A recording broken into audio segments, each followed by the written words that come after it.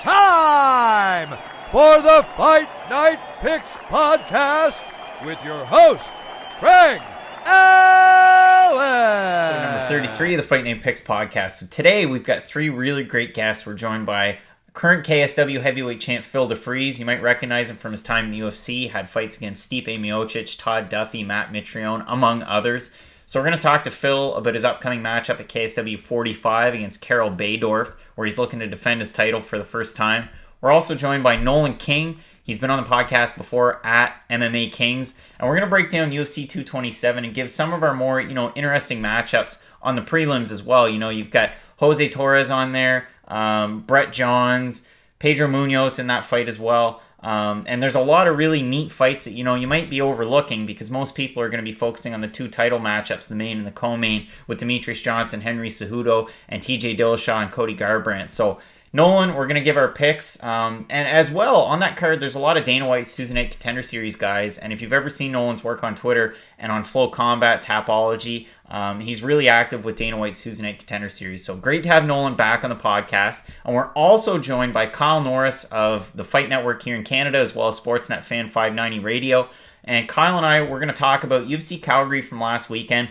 You had Poirier and Alvarez. There were so many really good fights. I mean, that card, it definitely delivered regardless of the ratings. It was a really great card if you had a chance to watch it. So Kyle and I were going to talk about where some of the guys and gals from the card slot coming up later on this year, what fights we could possibly see. I mean, it's interesting with recent developments that it's possible we could see Dustin Poirier fighting Nate Diaz at UFC 230. We're going to have that press conference coming up later on today.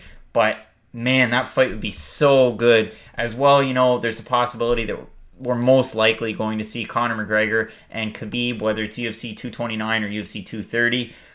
So many great fights coming up. So without further ado, let's get into the conversation with KSW's heavyweight champ, Phil DeFries. Awesome, man. So we've got Phil DeFries joining us. First actual sitting champion joining the podcast. So congrats on winning the KSW heavyweight championship. Oh, thank you. It's great to be the champ, What was it like, going over to KSW? You'd fought for Bellator, you fought for the UFC in the past. What was it like going over to them and then the first fights for a belt? Oh, it was great, and the production values over at KSW rival that of UFC and Bellator, They make a real spectacle and a show of the things. And also they treat you well, they're like both the owners got time for you and they treat you real good, better than UFC and Bellator, so I'm happy to be there. Yeah, I mean, that's awesome. Like I said, I think I mentioned the podcast at one point. They were nominated as one of the top promotions in the world this year. So it's good to see, and they definitely put a lot of production value into the promos for it. So you've got KSW 45 coming up later on. It's in October, coming from Wembley. What's it going to be like fighting in England? Oh, it'll be great. It'll be amazing. I fought in the Metro Arena in November or December. But I don't really fight a lot in England, so it'll be great, especially London.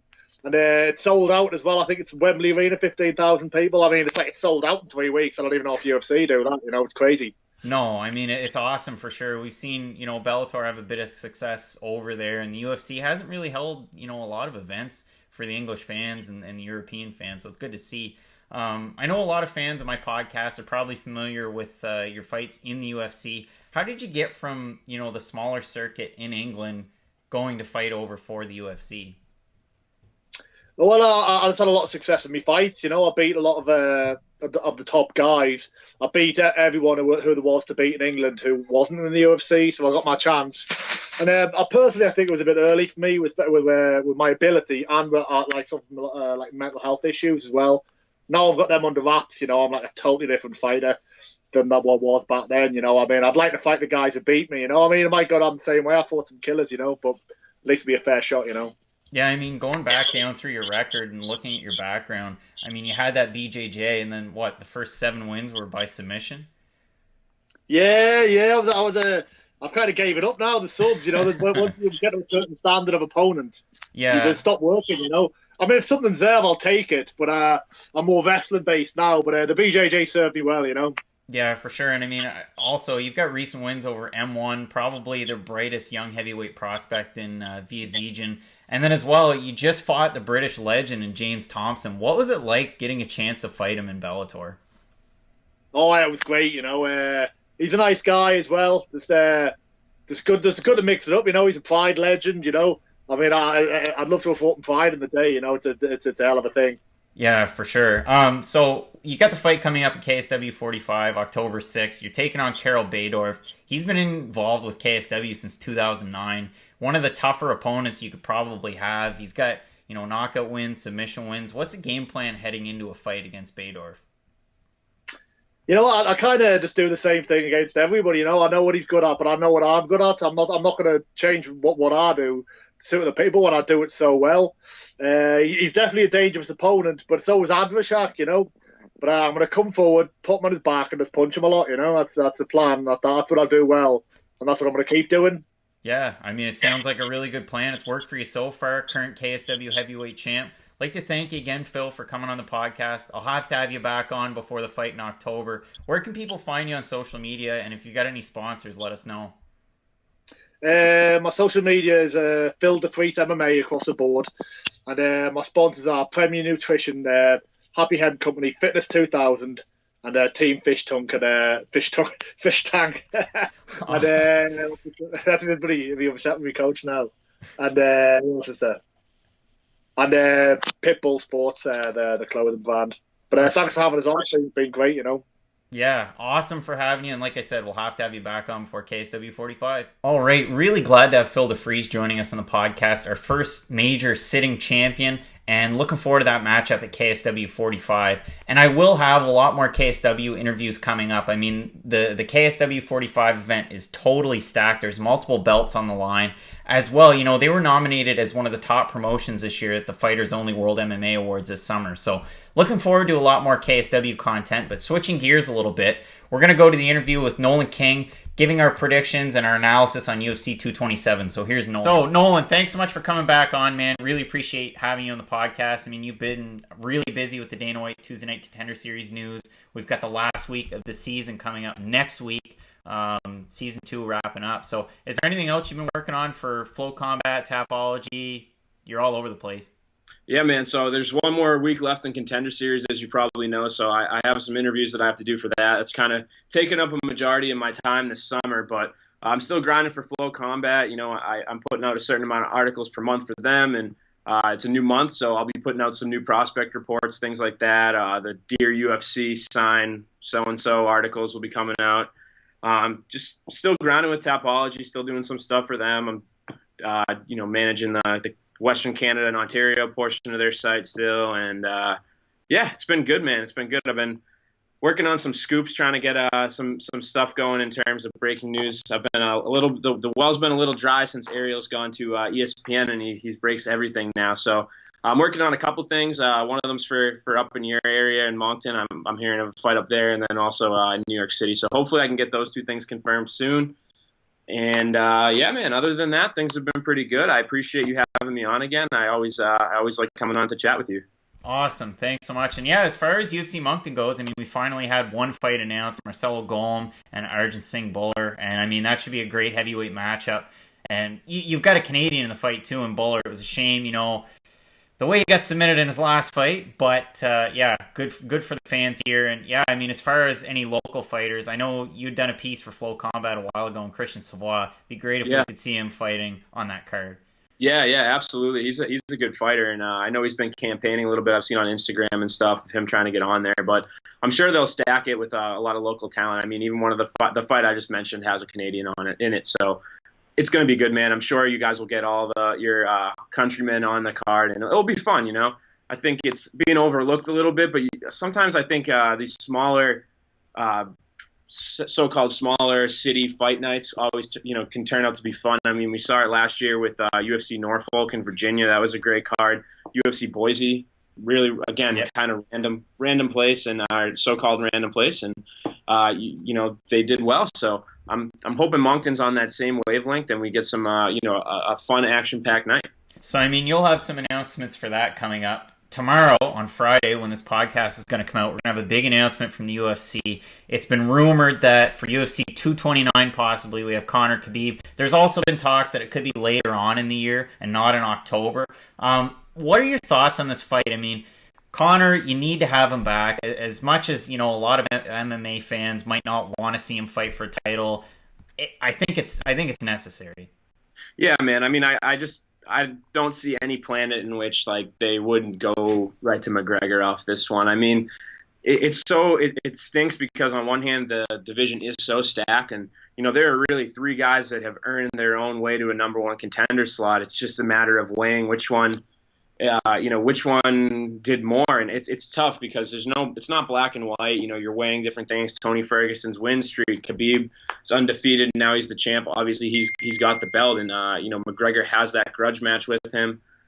They've had some back and forth. McGregor never lost his belt. Obviously, a huge draw, and then you got Dustin Poirier, who went a little more blue collar route, similar to Ferguson, where he's just piled up some really significant wins and thrown himself back into the title picture. So, I mean, it's a good problem to have. I know some people might complain one way or another, but I think everybody will watch, and it will be a super, super exciting build up to this fight. And hopefully we get the ball rolling on that on Friday, like you said. Yeah, I mean, just before we came on, I was watching the MMA Beat, and they were kind of talking about it, whether or not you go 229 in Las Vegas or you go 230 in New York. I think New York would make a lot more sense. There'd be more storylines there, but I could see where, you've got a pay-per-view in Las Vegas, you'd want to stack it, and that'd be a great card, or a great fight to have on that card. Yeah, it would really depend on what their other options are. I mean, from MSG, I don't think, if you look at what they've planned so far, there's very limited options in terms of what they could have headline that card. Yeah. So, I mean, it really depends. If they're able to pull something off crazy, then you could maybe argue, they can put the McGregor fight in Vegas, whatnot.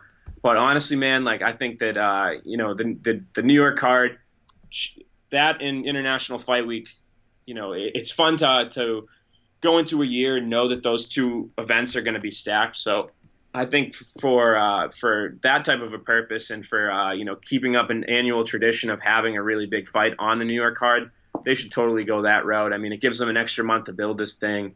And then, I'm sure that card will be dripping, stacked regardless of which matchups end up on it. It's going to be good. So we'll see what happens. I mean, again, it's all about timing and options at this point. I mean, putting Woodley and Till in, at 228, that eliminates obviously a fight that could have landed on one of these other cards as a headliner. So it'll be interesting, man. I'm interested to see what Friday presents, and knowing the MMA media world and the role that ESPN is on with Ariel and Brad Okamoto, I think we'll probably end up getting some type of announcement even maybe before that. So we'll see what's up, and I'm looking forward to it. Yeah, and I mean, after Friday, so you've got UFC 227 from the Staples Center in LA. That's coming at you Saturday night. I mean, there's a lot of decent prelim fights of note. I know there's a lot of guys on the prelims that you're very familiar with, whether they were Dana White Tuesday Night Contender Series guys or guys that came up in the regional circuit in the States, and they're getting their shot in the UFC. I think probably the biggest Fight Pass prelim that I've been kind of paying attention to, you got 8-0 Jose Shorty Torres taking on 24 Alex Perez. I mean, Perez is actually slightly favored as far as the odds are concerned. I think it's going to be a close fight, where Torres won in kind of controversial fashion against Jared Brooks in his last fight. It could go either way, but yeah, I mean, it should be a good fight. Yeah, absolutely. That's a great fight. I mean, I think Torres needs to, I know he got that win, but I think he needs to prove something in this fight. I thought everybody was kind of counting Brooks out, and he's a tough guy. It's not like they threw in Torres against somebody that was, a debuting fighter that fought on a small regional scene that nobody heard of. That's a legitimate fight. It's not the worst. If that fight had continued the way that it went, it's not the worst loss to have on your record.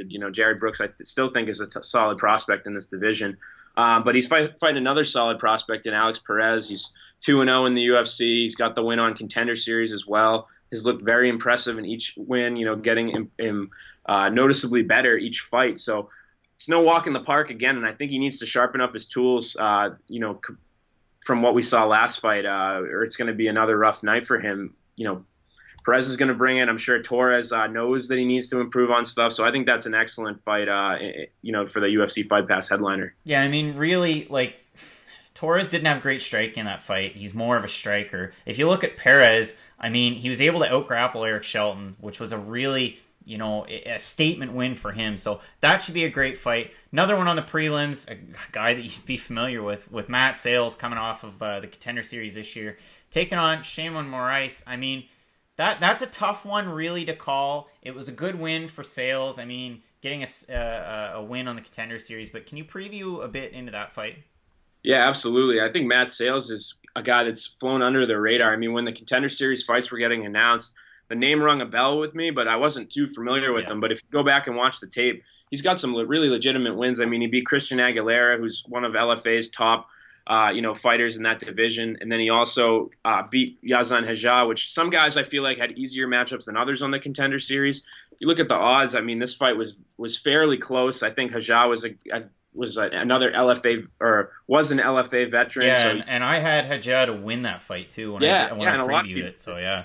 Yeah, and it was, Sales made it look easy, got him out of there in the first round. So I guess all the training throughout the years with Dominic Cruz, that's a good tool to have in your back pocket. But Sheymon Moraes is a guy that I think is being underestimated in his own sense because people see, I mean, look at the two people he's fought in the UFC. Exactly. So, well, this will be the second, but Zabit, who, they could have thrown anybody against Zabit, and most people would pick Zabit. Now he's fighting another guy that's got a lot of hype behind him, a Contender Series signee, the first one, I think, to compete off of this past season into the UFC. So it'll be a good fight. I think this is one of the fights, if you look at the prelims, this might be my favorite prelim fight. So we'll see what happens, but I think that's going to be a good striking matchup, and I think I wouldn't be shocked if I see either one of these guys hit the mat, and get knocked out. Yeah, I mean, Moraes, he had a good, build-up in World Series of Fighting, and the only losses to Zabit and Marlon Moraes, so it should be a good one there. Another guy that we're probably both really familiar with, you've got Ricardo Ramos, and he's taken on Mr. Perfect, Kyung Ho Kang. And Kang, he was off for just about 3 years, serving mandatory military service over in Korea. I think it's going to be a lot closer than the odds say. I mean, it's a minus 225 right now for Ramos, and he had a great, spinning finish there against Ayman Zahabi in his last fight at UFC 217. But, I mean, it should be a great fight. Yeah, absolutely. Kang is hard for me to get a read on him right now because I thought his return fight, he looked a lot very rusty. I mean, yeah, and fighting a guy in Guido Cananetti as well, wasn't really a great matchup. But then he was able to pull out the win late in the first round. Yeah, that was an exciting fight. That sequence at the end was awesome. But hopefully, he's got that fight under his belt. He's gonna, tighten up the loose ends and stuff, and we'll see the best Kyung Ho Kang that we've seen. But Ricardo Ramos is, we haven't seen him for a while. I think, like you said, it was last November or whatever when we saw him. And that was a phenomenal knockout against a tough guy. So I'd like to see him continue the trajectory he's on because I think he's somebody that, as far as Brazil goes, they always need prospects at this point in time. It seems like for whatever reason their talent pool is dwindling a little bit. So this would be a nice opportunity for him to throw his name in the hat as somebody that, down the line, I'm not talking about next fight or the fight after, but down the line that the UFC could throw as like a co-headliner or on a main card in Brazil. Yeah, for sure. And I mean, just rolling along with more guys from the Contender Series, you've got Montel Jackson taking on Ricky Simon. And I mean, that fight's pretty interesting where Simon in his last fight against Merab Dvalishvili, was it a finish? Wasn't it a finish? I mean, I thought Dvalishvili won that fight. I was kind of surprised by the end of it. So another guy looking for some sort of redemption, kind of similar to Jose Torres. And then Jackson, undefeated as a pro, got the win this year on the Contender Series. It's an interesting fight, and the odds are about even in it as well. Yeah, this is a great fight again. I think that while I'm very interested to see how it plays out, I think that this is a really tough fight for Montel Jackson. Yeah. I mean, he's coming in on short notice. He's a guy that I think has a ton of potential, like really high potential ceiling. But my big concern when they, I almost like that they didn't sign him off the show because I was thinking, oh, he can get another fight on the regional scene, go to an LFA, get a good win there, and then go to the UFC. Instead, now he's coming in to fight the guy that's the former LFA bantamweight champion who was destructive for LFA. So I know his UFC debut, Simon's UFC debut, didn't necessarily go the best for him. I mean, he was losing a fight handily, and like you said, was really won the fight with no time left, which still, I mean, I've read every explanation, listened to Mark Goddard, listened to everybody. Still doesn't necessarily make sense to me, but I'm not a referee. But yeah, man, I think Ricky Simon, I mean, from what I've heard, he was, and I know this is one of those things that's thrown around so much, but I mean, I've heard that he was pretty banged up for his last fight, for his debut. I mean, he was took it on short notice too. On short notice, he had just fought. So I'll take him at his word for that. And I don't know. We'll see what happens. But if the old Ricky Simone, the one that I thought was going to enter the UFC, the one that I hyped so heavily on Twitter and then had everybody like going at me about how I don't know anything, I think if he shows up, I think it's a tough matchup, both stylistically and just in general for Montel Jackson. But hey, I mean, he's in the UFC now. He's got the UFC contract, and I'm sure regardless of what happens, they'll be keeping Montel around because I think that kid has some serious potential. Yeah, that fight should be a hell of a fight. I mean, the last one on the prelims, I'm really excited about, but I can see a lot of people tuning out, and I don't think it's a great matchup to have right before a pay-per-view. But you've got number 9 ranked bantamweight Pedro Munoz, and he's taking on Brett the Pikey Johns. I mean, it's going to be a fight that goes straight to the ground. But I really think Johns, he can pull out the win. I mean, Munoz is a heavy favorite. You know, he's sitting around minus 275, minus 300. I always like to look at the odds just to see, what people are thinking, how other people are trying to pick the fight. But if you look at Munoz, his only losses to Asuncao, Jimmy Rivera by split decision, and John Dodson by split decision. That was his last fight. But, I mean, you look at Johns, he had that incredible calf slicer win there last year. And you wonder, I mean, it's going to go to the ground. Is it going to interest many people? Does it affect pay-per-view buys? Yeah, I mean, you never know with that top slot on Fox Sports 1, or I guess they're on FX this week. But, I think it's a good fight. Like you said, the odds, I definitely like to look at them, but I also in my own head, I like to kind of make my pick and then look at them and see how I fare or whatever. And when this fight was announced or before the odds came out, I was kind of thinking about it, and I'm leaning towards Pedro Munoz, but I think it's not necessarily maybe as big of a difference as the odds show, because I think that while Munoz is a very smart fighter, I think his IQ is very high. We saw that in the fight with Rob Font. He capitalized on an opportunity that presented itself, as soon as Rob let up. So I think he's a smart fighter. I do think he's a little bit of an overachiever. I mean, you look at him and he's got some good ground skills. He's striking decent, pretty good. He's not necessarily, he doesn't excel in one area or another, at least in terms of his performances in the UFC thus far. So I'm interested to see how he does, but I am picking him. I think Johns is a tough guy, but I think he still has a lot to improve on. There's certain the Sterling fight was a little bit of a nightmare matchup for him. Yeah. But Munoz has showed that he can compete with those guys in the top 10 and not get blown out. So I'm going to lean with Pedro Munoz. I do think it's a closer fight than the odds show, but I am looking forward to it. I know it might not be the sexiest style matchup on paper for people, casuals and stuff like that, but this fight could have been on the main card instead of some of the other fights that are on there, and I would have been completely happy with that. Yeah, I mean, once Gustafsson and Oezdemir were off the main card, I figured this was going to be the one that would jump up. The decision they made, didn't make a whole lot of sense to me. But the way that the main card's going to start, you've got number 12 ranked Thiago Santos in the middleweight division taking on newcomer, guy from Dana White's Tuesday Night Contender Series, and Kevin Holland. I see this fight as cut and dry. It doesn't make a whole lot of sense to me to throw Holland to the Wolves on the main card of a pay-per-view. But, I'd like to get your thoughts on it.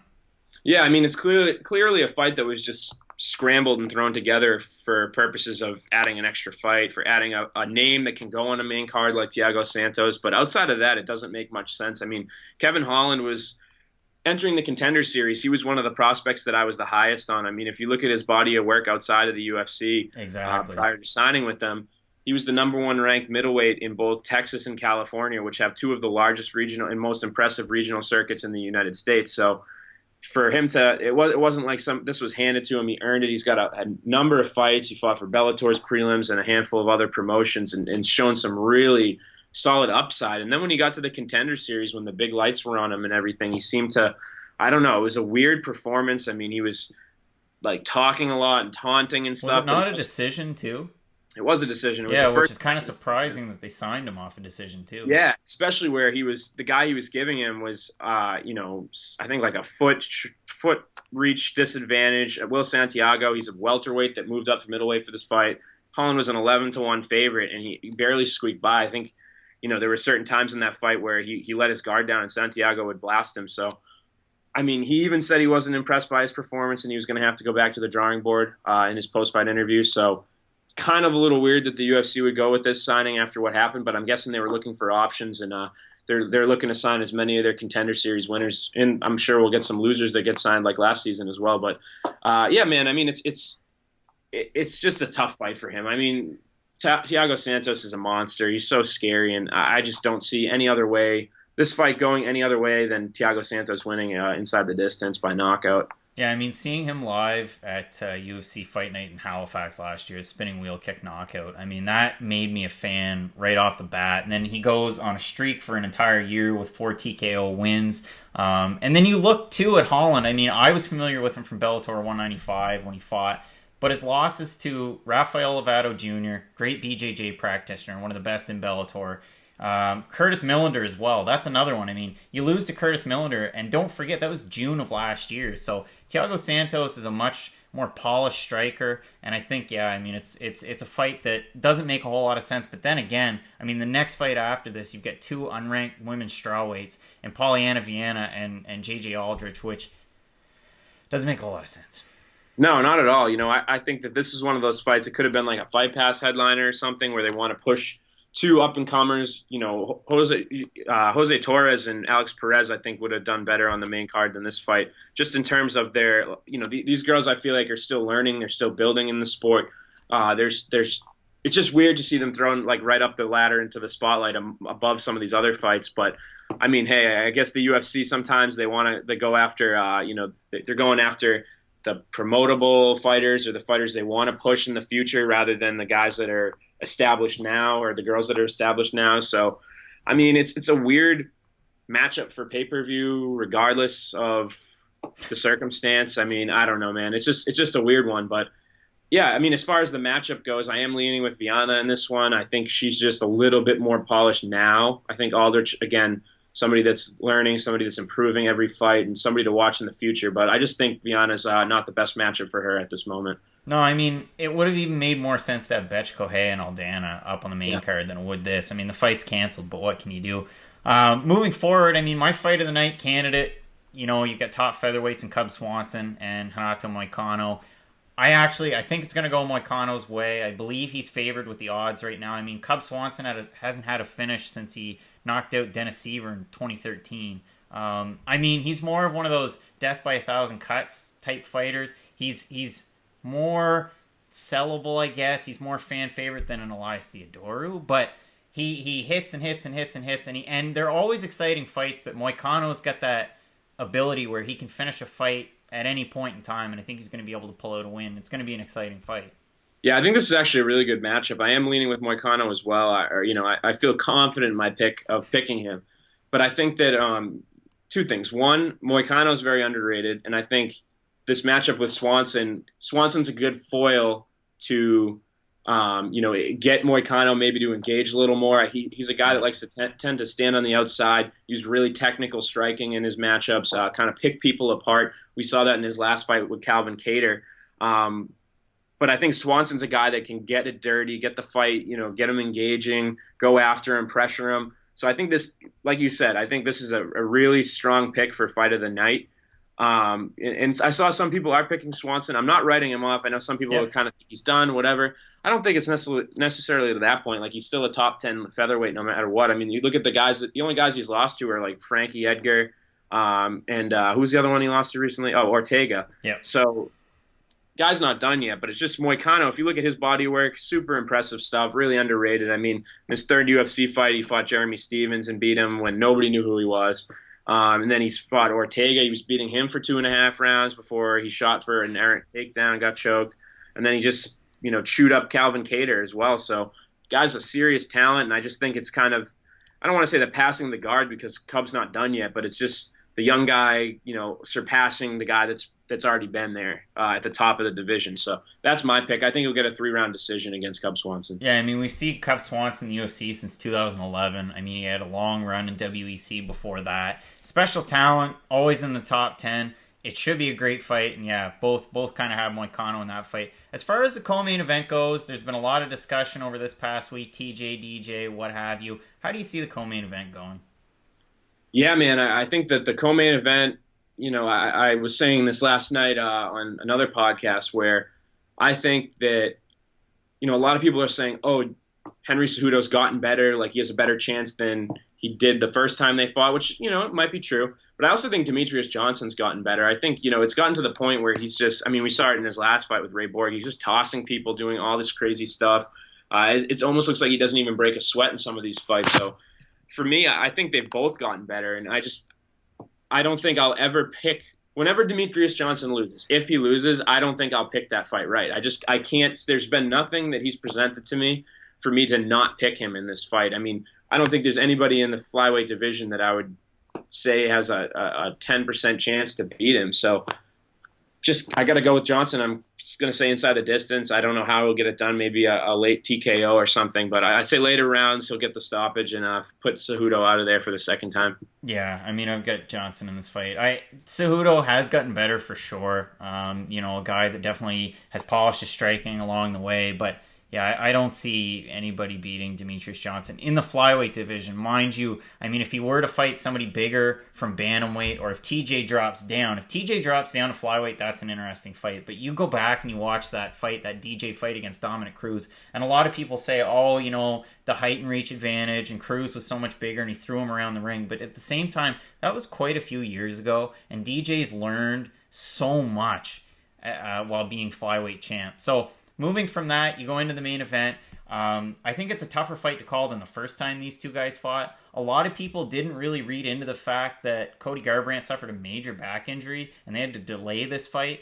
Nobody really talked about that going into it. It was more the lead in and how much these two guys didn't like each other and whatnot. So I was I picked Garbrandt in the first fight. Going into the second fight, I've got to take TJ Dillashaw in this one. I think he's got more tools in his tool belt. I mean, he hasn't had a submission win since Vaughn Lee in 2012, but he can do a lot more. I know Cody had him rocked at the end of the first round, threw a nice hook, but couldn't capitalize into the second round. I also think TJ Dillashaw moving with that training lab, those guys are monsters. I mean, we saw Juan Archuleta fighting in Bellator. They had him hooked up to a heart rate monitor before the fight. He was shadow boxing. They put so much into advanced analytics that I love to see. And I think that Dwayne Ludwig and the whole team, they've done a great job with Dillashaw, and I think he's going to be able to pull out another win. Yeah, man, it's a close fight. I think, it's tough for me because usually when there's a fight that happens and then we get a rematch, 95% of the time I end up picking the person that won the first time. And, that's just kind of human nature. I mean, you're like, well, that just played out. Why wouldn't I? I'd be stupid not to pick this person. But for some reason, I might be stupid the other way. I'm going to pick Cody Garbrandt in this fight. I don't know, man. There's something about it that just, and again, a lot of times I go off of logic when I make my fight picks, but in a fight that's so close like this, I kind of just have to go off of the way that I feel. Yeah. And I'm thinking Cody's going to pull it off. I see this being a trilogy that they go through. And the first fight, like you said, Cody Garbrandt did rock him at the end of the first round. So, I mean, if one more punch landed, that would have been a different outcome. So I think they are really closely matched, and I could see it going either way. But I think that the Cody will get it done this time, just because I think that this is a destined for trilogy matchup. Just got all the makings of that. I mean, they're pick'em odds. Your colleague there, Hunter Alec Homistick, he came out last night on Twitter and he said, "Oh well, geez, can you think of a fighter that has quicker hands than Cody Garbrandt?" And I said, "Well, maybe Jose Aldo, but you can't really compare them, I guess." I mean, Garbrandt does have that mix of power and speed. Dillashaw, obviously, like I said, has some more tools. And, it's going to be a great fight. I think it really caps off that pay-per-view well. We're really lucky to be able to see two title fights at the end of it. And I really appreciate you having back on. Love the shirt. So where can fans of the Fight Night Picks podcast find you online? Yeah, you guys can find me on Twitter at MMA_Kings. As always, I'll be cranking, like I said at the beginning of the show, I'll be cranking out some contender series coverage for MMA Today, some prospect coverage for FloCombat, Tapology. I'll be doing my thing. So yeah, guys, just stay tuned to what I've got coming up this week. Like I said, I'm hoping to break some news. We'll see what happens. The well's been dry, but we're getting back there. But that's pretty much it, man. I mean, follow at FloCombat, follow at Tapology, and follow at MMA Today News on Twitter. And thanks for having me on again, man. I hope to be on again soon. Really appreciate having Nolan back on the podcast, giving his analysis. I mean, he's one of the best in the business. Make sure you check him out at MMA Kings. He's always breaking Dana White's Tuesday Night Contender Series news, and it's great to have him on to give his 2 cents on the pay-per-view this weekend. So, I mean, also, really appreciate the shout out with the Fight Night Picks swag. And like I said on Twitter earlier this week, make sure you check out the website, fightnightpicks.net. I'm going to be adding a store here soon. I got a new order of shirts coming in and some different Fight Night Picks merchandise, so check that out. But before I continue with any more interviews, I just wanted to let you know I'm going to start a new show on Dialogue. So you probably see me on there recently. It's dialogue.helpful.com. And I'm going to start up a show called Fight Night Picks with the Fans. So for all you guys out there that listen to the podcast, watch the videos on YouTube, follow me on Twitter, I'm going to start throwing out some mentions before I go on. And I'm going to have a show before the prelims start on Saturday for UFC 227. And it's just for you fans. So make sure you call in if you've got any questions about the pay-per-view, about any fights coming up. If there's any Fight Night Picks questions you wanted to ask me, make sure you call in and we'll talk about it. I mean, these are going to be 15 to 20-minute spurts instead of a whole podcast, so it's a little easier to digest. But if you've got anything you wanted to talk about with me, make sure you call in. So let's get into the interview with Kyle Norris. We're going to talk about UFC Calgary, UFC 227, and some of the matchups that we could see later on this year. Some of the more fun fights that we'd like to see. So here's Kyle. Joined today by Kyle Norris, the Fight Network. You're also involved with Sportsnet Fan 590. How did you get involved with both of those sites? I mean, you're doing, editing and closed captioning, different things with them? Yeah, so I actually went to school called the College of Sports Media, so it was all about broadcasting and behind the scenes, and I got into that. I got the internship with school, and then I had this opportunity to come up with the Fight Network, and I've been there for about a year now. I think it's been a year and a couple days. I started off closed captioning, and now I'm doing some editing, so I'll edit highlights for the pay-per-views. Yep. So I'll be there next Saturday for 227 at the Fight Network for that.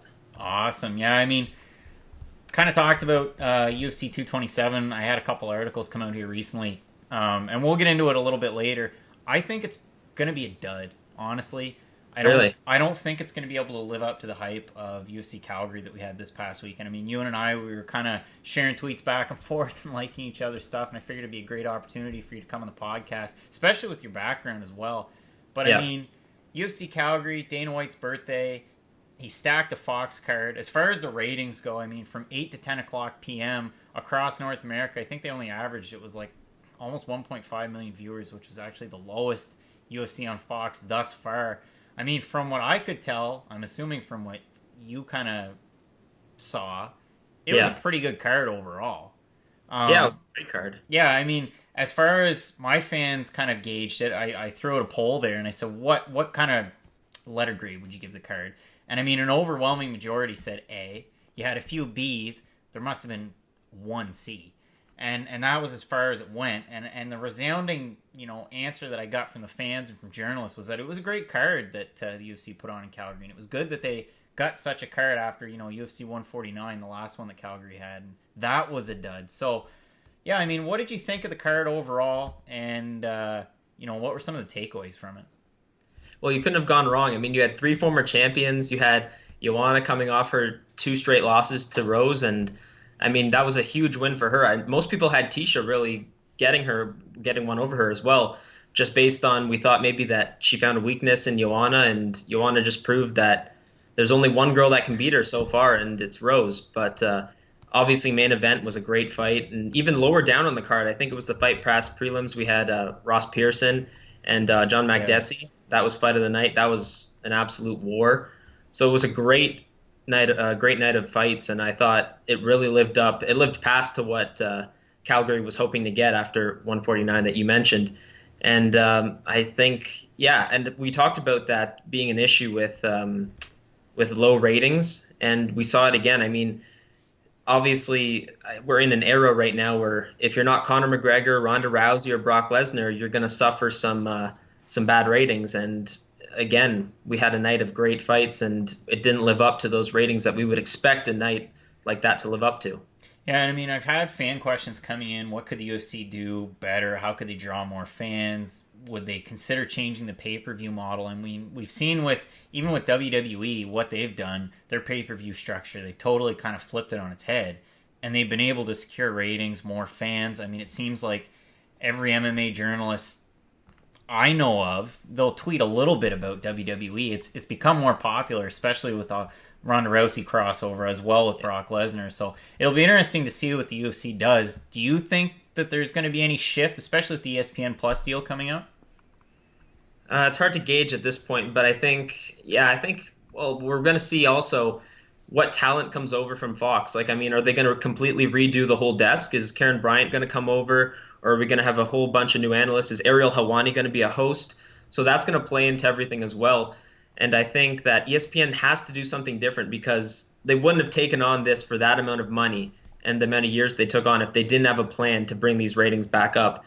So they're going to have to do something. What it is, I'm not sure yet, but they have to do something, because it just keeps falling and falling, and I don't know what they can do at this point. Maybe you just got to get through this cycle of Conor McGregor and kind of wait for it to phase itself out, because, I mean, right now at this point, it doesn't matter what the UFC does. If they put a great net of fights on, we saw with UFC 226, probably one of the best cards of the year, did not live up. It had around 300,000 buys, a little bit more, near 400,000. That was supposed to be the best fight card of the year with a stacked lineup, and it didn't live up to that hype either. So I think maybe they'll just have to wait out Conor McGregor, let this phase go through, and then just reset once he's retired, had his time, and see where you go from there. I mean, we're lucky because we're in an era where you've got a lot of former champions kind of on their way out. I mean, I've been on the fence about the UFC's light heavyweight division. You've got Rashad Evans, recently retired. He's on the desk now. You've got Shogun Rua, who, you know, as far as English language broadcasting is concerned, we're probably not going to see him, but you never know. I mean, in Brazil and Portugal, you could have Shogun Rua manning a desk, doing something like that. But like you said, I mean, this weekend, as far as the fights went, they were great. I mean, you had the Canadian John McDessie in the fight of the night with Ross Pearson. I mean, who would have thought that fight would have delivered as much as it did? I slept on that one. My fight of the night was actually Kutalaba and Antigulov. I figured that was going to be able to deliver. I actually thought Antigulov was going to be able to come away with the win. But, I mean, as I'm looking up and down the card, you're right. I mean, totally stacked. You had the TKO due to the body punch, the ground and pound from Jose Aldo. He's back. What does it mean for the UFC for these former champs to return to form? I mean, we've also seen Anthony Pettis as well, kind of climbing the rankings once again. I think it's great. I mean, the more competition you have in these divisions, the more you can promote these guys that have led the divisions for so long. I think you can only get good things out of that. And I think Jose Aldo, I mean, that was such an emotional victory for him. It was hard not to feel happy for him. It was like he's had this difficulties with trying to get over the casual fans, calling him out for losing to Conor in 13 seconds. And finally, he's showing everybody, this is the champion I was, and here it is. This is why I was so good. This is why I am the best featherweight of all time. And I think we're starting to see that form come back, and it has these other guys looking up to not just the champion again. Now we're looking at former champions that they can be fighting against, like Jose Aldo, instead of him phasing his way out and fighting lower-ranked guys. So it only boosts the division, I think, having these guys come back. And I think we're really fortunate, too, because we've got a featherweight division that's fairly stacked in the UFC. You've got a great lightweight division as well. And then coming up this weekend, we'd kind of talked about it, UFC 227. I mean, you've got the bantamweight title on the line between Dillashaw and Garbrandt, which, in my opinion, it doesn't make a whole lot of sense to have this fight whatsoever. You win a belt, you got to defend it before you get a title shot once more. So a little wishy-washy there. And then again, you have Demetrius Johnson taking on Henry Cejudo in a rematch, which, you know, I just don't think that these two fights, I mean, there's beef between Dillashaw and Garbrandt, but at the same time, you know, they're shaking hands and hugging it out behind closed doors. There's just not that rivalry. There's just not that kind of spark that is going to want to make, you know, the casual fan go out and buy this pay-per-view.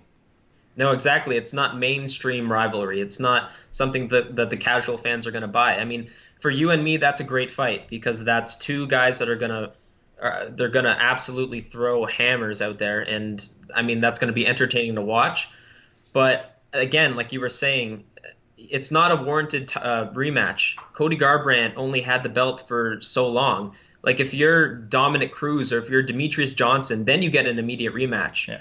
But Cody Garbrandt didn't deserve it yet. So, yeah, I can see why that's an issue. But, I mean, at this point, they're desperate. They're just trying to throw out these fights that are going to be interesting. Maybe they'll catch on, but they're not promoting the rivalry enough. Like, there should be features and promos and all this kind of stuff, like hour-long stuff on TSN, trying to promote this to the casual fans, but they don't know about it. This is another card for you and me and all the people watching this that'll really enjoy it, not for the casual. No, I mean, for me, when they lost Gustafsson, they lost Uzumir, both guys obviously out due to injury, I figured they're going to step it up. You know, the way that they've structured it lately is they'll have a last prelim that kind of gets a little bit of attention. I mean, I've seen some of them that don't make very much sense, but then the first fight on that main card, geez, I got to go out and buy that pay-per-view. And whether it's Thiago Santos taking on Kevin Holland, and I'll be honest, I'm a big Thiago Santos fan. I mean, his finishes are great. I was kind of hoping he'd step in at the Ultimate Fighter Season 27 finale when he weighed in for that middleweight fight. I thought, maybe, you never know. But then you've also got Polyana Viana and JJ Aldrich, two unranked strawweights who, last time I checked, neither one of them fought on a main card of anything. So it's kind of a questionable pay-per-view to me. I mean, you're going to get some interest. You've got some local guys, Jose Torres getting another shot in the UFC, Ricky Simone. Did he beat Merab Dvalishvili? Did he not?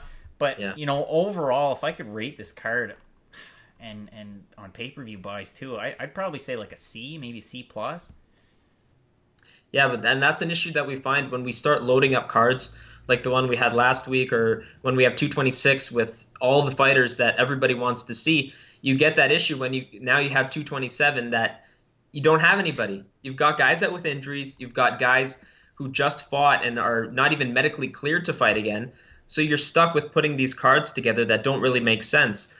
And then that just lowers the credibility of the UFC even more, and it just causes more issues. Now, I mean, moving forward later on this year, so we had UFC Calgary. A lot of people were very surprised we're going to have UFC Moncton, which is only an hour and a half, 2 hours drive from where I am. I'll be covering that, but we also have UFC in Toronto. I'm sure you're going to be boots on the ground at that event. I'm looking forward to it as well, most likely going to be there. Do you have any inkling of what kind of matchups we could see at UFC in Toronto later on this year?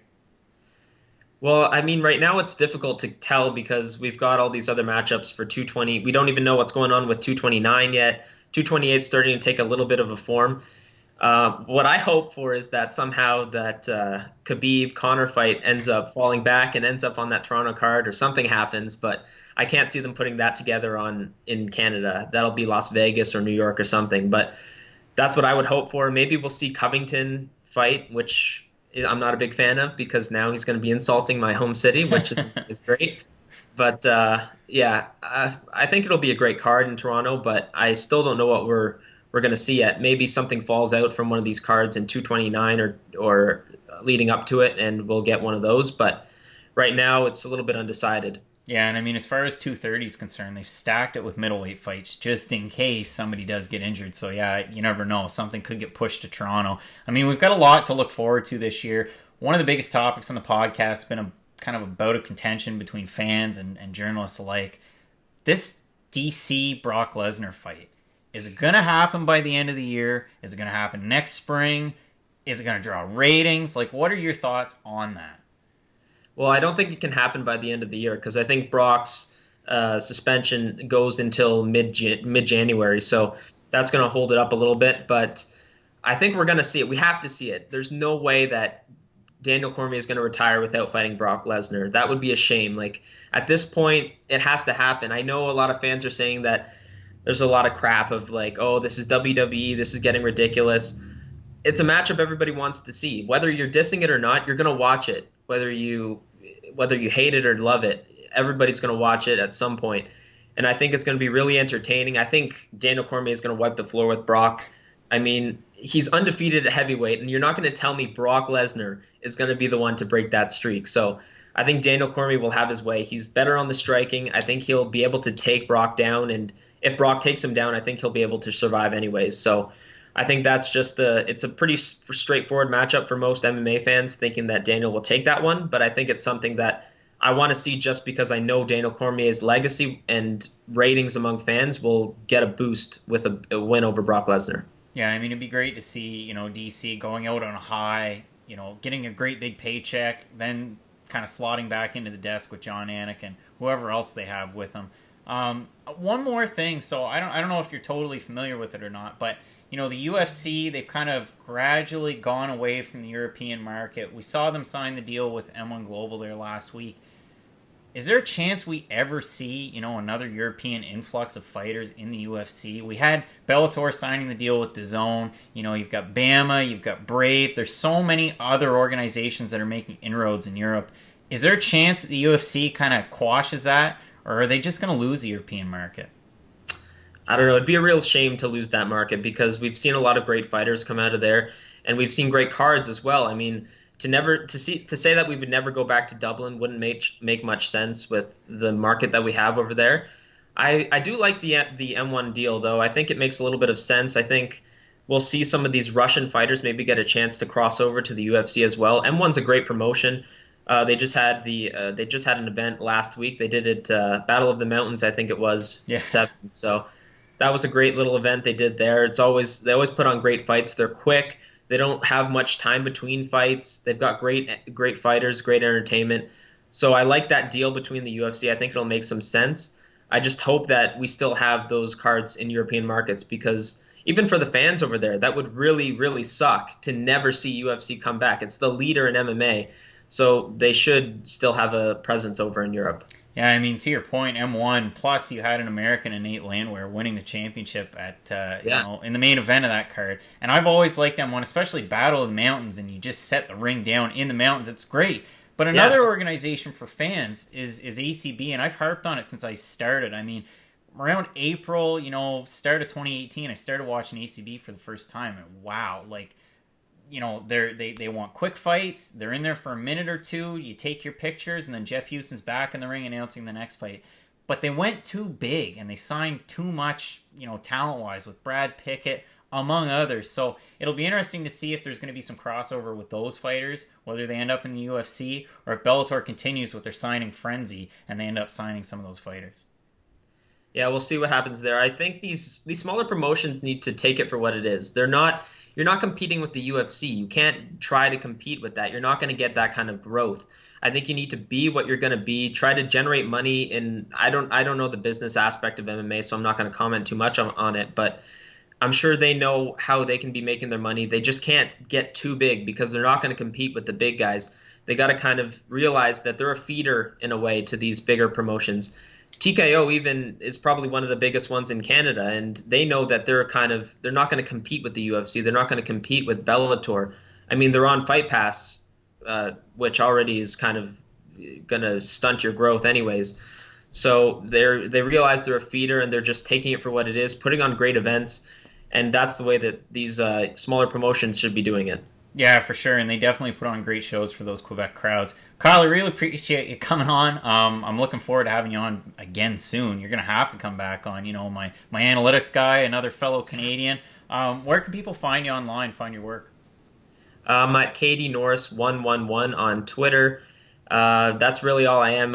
I've got private accounts on the other ones, so they can find me there. I usually live tweet the events. I'll try to cover MMA as much as I can. I do other sports as well, but MMA is my one love, so I'll always be talking about it there. Awesome. Thanks so much. Awesome having Kyle on the podcast. I'm sure I'm going to have him on again here soon. Great to have a Canadian who's involved with MMA media as well. Really appreciate having Phil DeFries on as well as Nolan King. So make sure you check out the guys' work, whether it's Kyle on Fight Network and the Fan 590 as well. Nolan King, you can find him on Tapology, FloCombat, MMA Today. He's all over the place, and he's always active on Twitter. So that just about does it for episode number 33 of the podcast. Really appreciate my three guests. Make sure you check out some of my stuff, FightNightPicks.net. I've got a recent article from yesterday out about UFC Moncton. They added bouts with Volkan Oezdemir taking on Anthony Smith, as well Canadian Arjan Buller, and he's going to be taking on Marcelo Golm in a heavyweight fight, among others. So make sure you subscribe on iTunes and on Stitcher.